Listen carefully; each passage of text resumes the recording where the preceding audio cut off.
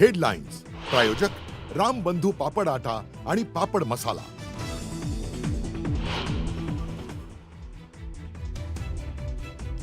टिपू सुलतानवरून सुरू झालेल्या वादावरनं पुण्यात राडा। भाजप काँग्रेसचे कार्यकर्ते आमने सामने। दगडफेकीच्या घटनेनंतर एकमेकांवर गुन्हे दाखल करण्याची मागणी।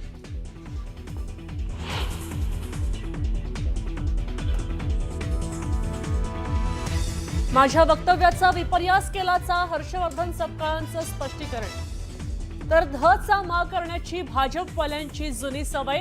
भाजपला हिंदू मुस्लिम करण्यात रस, सपकाळांचा हल्लाबोल।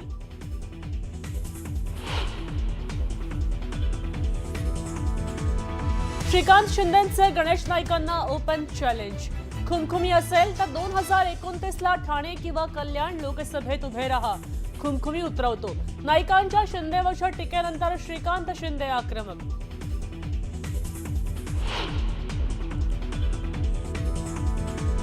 ऑपरेशन सिंदूर रोखता भारत पाकिस्तानचे मॅच का रोखत नाही, संजय राऊतांचा प्रश्न। तर जय शाह विरुद्ध पाकिस्तान असा सामना असल्याचा राऊतांचा टोला।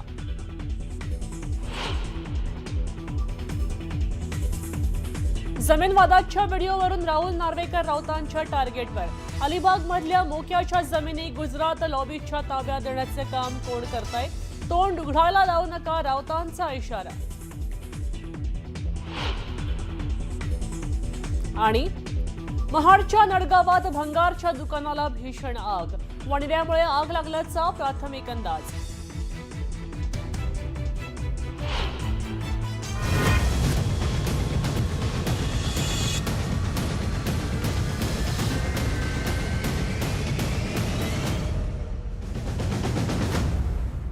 न्यूज 18 मराठीच्या कॉटन किंग स्टुडिओ मध्ये आपलं स्वागत। नमस्कार, मी मृगावर्तक। आपण पाहत आहात न्यूज 18 मराठी, आवाज महाराष्ट्राचा।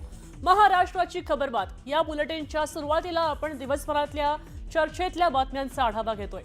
टिपू सुलतानच्या फोटोबद्दल वादावर सपकाळांनी दिलेल्या प्रतिक्रियेवरनं आता वाद जास्त पेटलाय। यावरनं भाजप आक्रमक झालीये आणि राज्यभरामध्ये तीव्र निदर्शनं केली जात आहेत। पुण्यामध्ये हा वाद दगडफेकीपर्यंत पोहोचला। तर अजित पवारांच्या विमान अपघाताच्या चौकशीवरून आता रोहित पवारांनी केंद्रीय गृहमंत्री अमित शहांना पत्र लिहिलंय आणि पत्रातून त्यांनी निष्पक्ष चौकशीची मागणी केली आहे। तर इथं गणेश नाईक विरुद्ध शिंदे यांच्यातला संघर्ष आता आणखी तीव्र झालाय। गणेश नाईकांनी नगरविकास खात्याच्या कारभारावरनं टीका केल्यानंतर खासदार श्रीकांत शिंदेंनी सडेतोड प्रत्युत्तर दिलंय आणि थेट आव्हान देऊन टाकलंय।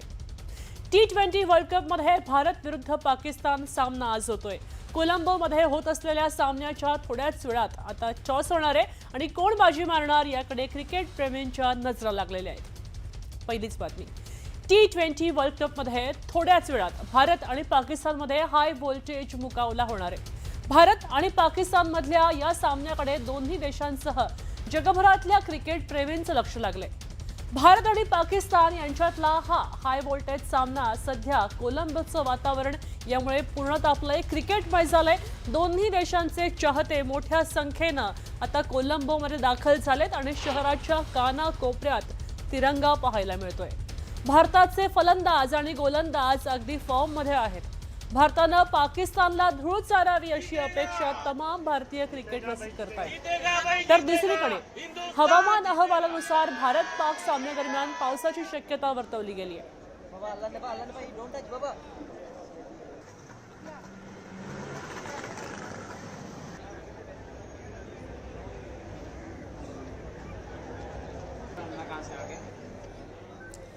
दरम्यान आतापर्यंत T20 वर्ल्ड कप मध्ये भारत विरुद्ध पाकिस्तान सामन्यामध्ये काय घडलंय आपण नजर टाकूया।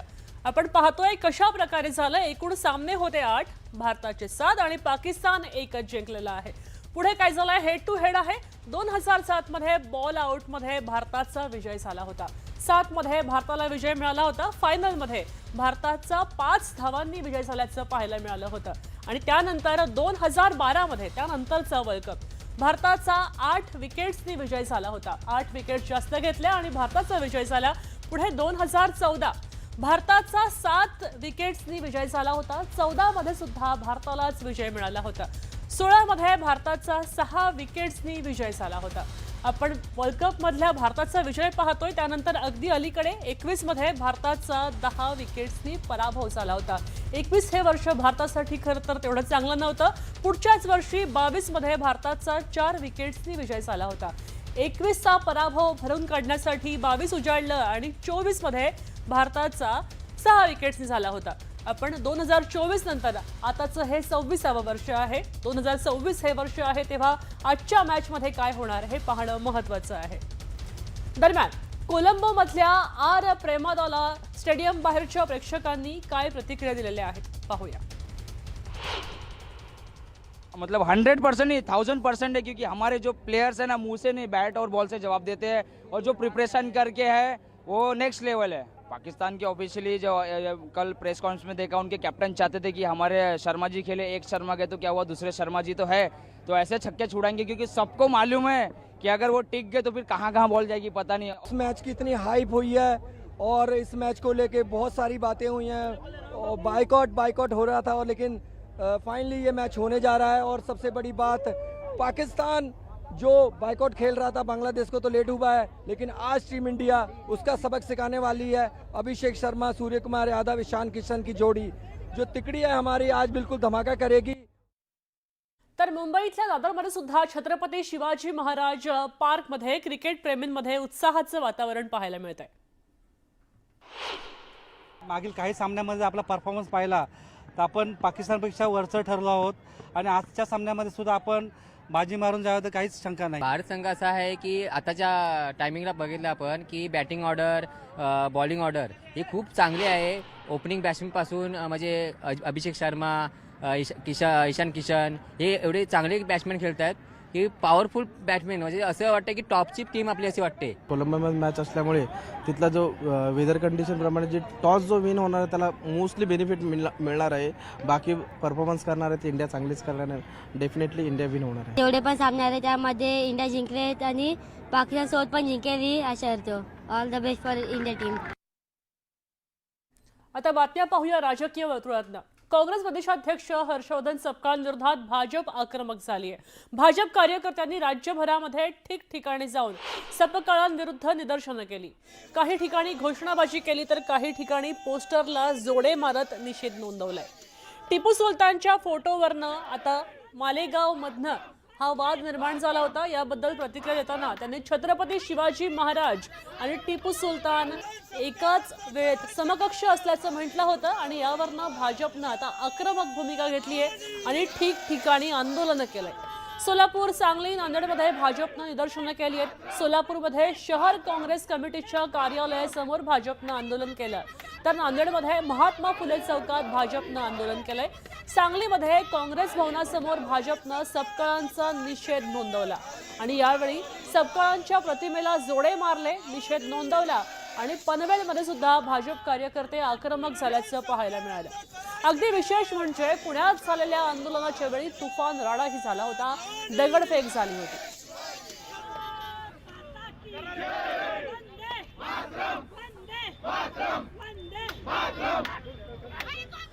पुण्यामध्ये राडा झाला होता. काँग्रेसच्या कार्यालयासमोर भाजपनं आंदोलन छेडलं होतं आणि भाजपच्या आंदोलनाला प्रत्युत्तर देताना आता काँग्रेस कार्यकर्ते सुद्धा रस्त्यावर उतरले होते. आज सकाळची पुण्यातली ही घटना आहे.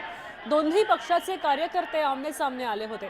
आंदोलनाच्या वेळी मोठा गोंधळ झाला, दगडफेकीचाही प्रयत्न झाला. या दोन्ही पक्षांचे कार्यकर्ते किरकोळ जखमी झाले.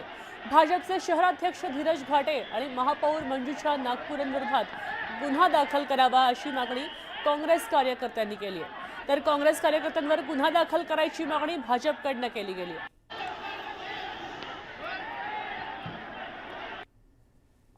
मोळ खांद्यावर बसून दगडफेक करतो, या सगळ्या गोष्टी निषेधार्थ आहे. आम्ही त्यांच्या विरुद्ध गुन्हा दाखल करा अशी मागणी धरली तर पोलिसांकडनं एक नवीन आमच्या पर्यंत आलं की तुमच्यावर पण आम्हाला गुन्हा दाखल करायला. आम्ही त्यांना एकच सांगितलं ना, आम्ही त्यावेळेला ब्रिटिशांना घाबरलो नाही, ह्यांना घाबरत. तुम्ही आमच्यावर खोटे गुन्हे दाखल करणार असेल तर स्वागत आहे, पण खरं काय असेल ते पण आमचा गुन्हा पहिला तुम्ही दाखल करा. जनता पार्टीचं आंदोलन त्या ठिकाणी होत असताना काँग्रेसचे कार्यकर्ते मोठ्या संख्येने त्या ठिकाणी जमले. ते का जमले मी आपल्याला काही माध्यमांकडे व्हिडिओ दिलेत ज्याच्यामध्ये काँग्रेस भवन मध्ये काँग्रेस कार्यकर्ते लाठ्या काठ्या जमवतायत, दगडफेक करतायत, असा व्हिडिओ समोर येतोय. मुळात आजच्या भारतीय जनता पार्टीच्या आंदोलनाला त्यांना गालबोट लावायचं होतं. आता दरम्यान भाजपच्या आंदोलनावरनं सपकाळांनी एक्सवर पोस्ट केली आहे आणि विधानाचा विपर्यास केल्याचं म्हटलंय. माझ्या वक्तव्याची मोडतोड करून धचा मा केला आणि देवेंद्र फडणवीसांना राज्यात दंगली घडवायच्या आहेत असं मी सांगितलं होतं. त्याचा प्रत्यय आज पुण्यामध्ये आला. पुण्यातले भाजपचे गुंड पुणे काँग्रेसच्या कार्यालयावर चाल करून आले आणि त्यांनी पोलिसांच्या उपस्थितीत दगडफेक केली. काँग्रेसच्या महिला कार्यकर्त्यांसह पत्रकार भगिनींवर प्राणघातक हल्ला केला. भाजपच्या या गुंडगिरीचा आम्ही तीव्र निषेध करतो. पुणे पोलिसांनी दंगलखोर भाजप गुंडांना चिथावणी देणाऱ्या धीरज घाटे आणि महापौर मंजुषा नागपुरे यांच्यासह भाजपच्या दंगलखोरांवर तत्काळ गुन्हे दाखल करावे आणि त्यांना अटक करावी अशी त्यांनी मागणी केली.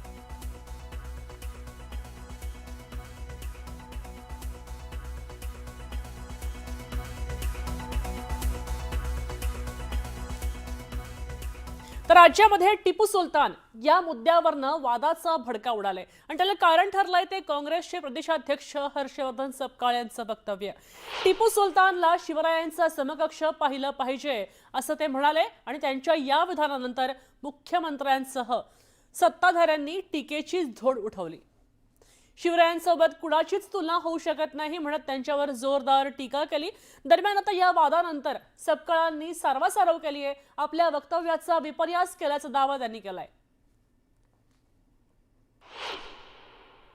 छत्रपती शिवाजी महाराजांचं शौर्य ज्या पद्धतीचं आहे आणि एक स्वराज्य नावाचा त्यांनी जो ज्या पद्धतीने एक विचार दिला आहे, अगदी त्यांच्याच मांडेआळीमध्ये त्यांच्यानंतर त्यांच्या बऱ्याच कालावधी लोटल्यानंतर त्यांचा आदर्श घेऊन टिपू सुलतान यांनी इंग्रजांच्या विरोधात कुठेतरी लढा पुकारला होता आणि त्या अर्थानं टिपू सुलतान हे एक शौर्य गाजवणारे एक योद्धे होऊन गेले, एक भारताचे भूमिपुत्र होऊन गेले. त्यांनी कधी कुठल्याही विखारी विचारांना त्यांनी जवळ केलं नाही. तर एक शौर्याचं लक्षण म्हणून टिपू सुलतानांना आपण शिवाजी महाराजांच्या समकक्ष बघितलं पाहिजे. माझं मूळ मला जो प्रश्न विचारला होता त्या प्रश्नाच्या अनुषंगानं माझं वक्तव्य आहे. त्या वक्तव्याला तोड मरोडून त्याला दाखवण्याचा जो प्रयत्न केला जातोय तो निंदनीय आहे. मी चर्चेला तयार आहे. जो प्रश्न विचारला होता त्या उत्तराच्या अनुषंगाने माझं विधान आहे. शिवाजी महाराजांचा जाज्वल्य स्वरूपाचा जो पराक्रम आहे तो अद्वितीय आहे. खरं तर हर्षवर्धन सपकाळनीच राजीनामा देऊन टाकला पाहिजे. राहुल गांधीची वाट बघू. राहुल गांधी सुद्धा याच्यामध्ये त्यांच्याही भूमिका मान्य आहे का राहुल गांधीला हेही बघावं लागेल. आणि म्हणून खरं तर अशा ज्या कृती करणारे लोक आहे हे मेंटल झालेले आहे, यांच्या डोक्यात फरक पडलेला आहे. यांना या ठिकाणी खऱ्या अर्थाने या महाराष्ट्रात राहण्याचा अधिकार नाही. छत्रपती शिवाजी महाराजांचा अपमान यापूर्वी कधी इतका मोठा कोणी केला नाही जेवढा अपमान म्हणजे मुघलांच्या काळानंतर हर्षवर्धन सपकाळ दुसरे निघाले की त्यांनी छत्रपती शिवाजी महाराजांचा अपमान केला आहे. धचा मा करण्याची भारतीय जनता पक्षाची ही जुनी सवय आहे. भारतीय जनता पक्ष राहुल सोलापूरकर, कोरटकर, कोश्यारी या आपल्या दप्तरी पदरी ठेवलेल्या सर्व लोकांना शिवाजी महाराजांचा बद्दल अपशब्द वापरण्याकरता यांनी मुद्दाम पदरी ठेवलेला आहे का, असा देखील एक प्रश्न या निमित्ताने उपस्थित होतो. तर टिपू सुलतानला नायक मानणाऱ्या पाकिस्तानशी क्रिकेट का खेळता असा प्रश्न राऊतांनी केलाय. ऐकूया. टिपू सुलतान याची छत्रपतीशी तुलना आणि बरोबरी होऊ शकत नाही. त्याविषयी काय दुमतच नाही. ते कोणी काय बोलत असेल सोडून द्या. पण माझा मुद्दा जो आहे तो भरकटवू नका. टिपू सुलतानला नायक मानणाऱ्या पाकिस्तान बरोबर तुम्ही क्रिकेट कसं खेळता? ज्या महाविकास आघाडीमध्ये अशा पद्धतीचे लोक आहेत, किती दिवस लाचारी सहन करणार आहे संजय राऊत आणि उद्धव ठाकरे? किती दिवस लाचारी सहन करणार आहे तुम्ही? काय आहे का नाही तुम्हाला की तुम्ही आता त्याला सारवासारव करताय? कशाला सारवासारव करताय? तुम्ही सांगा ना, तुम्हालाही मान्य आहे म्हणून. तुम्हाला मान्य आहे ना संजय राऊतांनाही की छत्रपती शिवाजी महाराजांची बरोबरी टिपू सुलतानशी करतात आहे? इतकी लाचारी महाविकास आघाडी टिकवण्याकरता निघालं पाहिजे बाहेर. उद्धव ठाकरेजींनी. 28 जानेवारी या दिवशी अजित पवार असलेलं एक विमान कोसळलं आणि संपूर्ण महाराष्ट्र हादरला. अपघाताबद्दल विविध शंका उपस्थित केल्या गेल्या. अपघाताचे काही सीसीटीव्ही दृश्य सुद्धा समोर आली होती. मात्र दुर्घटनेनंतर आता घटनास्थळी पोहोचलेल्या गोजीबावीतल्या ग्रामस्थांच्या मोबाईलमध्ये काही थरारक दृश्य कैद झाली आणि ही दृश्य आता समोर आलेली आहेत. विमान कोसळताच गोजीबावीतले ग्रामस्थ मदतीला पोहोचले. मात्र घटनास्थळी विमानाला भीषण आग लागली होती. आता अशा वेळेस अचानक विमानाचा मोठा स्फोट झाला. या स्फोटाची दृश्य एका ग्रामस्थाच्या मोबाईलमध्ये चित्रित झाली. म्हणजे दृश्य आता न्यूज 18 मराठीच्या हाती लागलेली आहेत.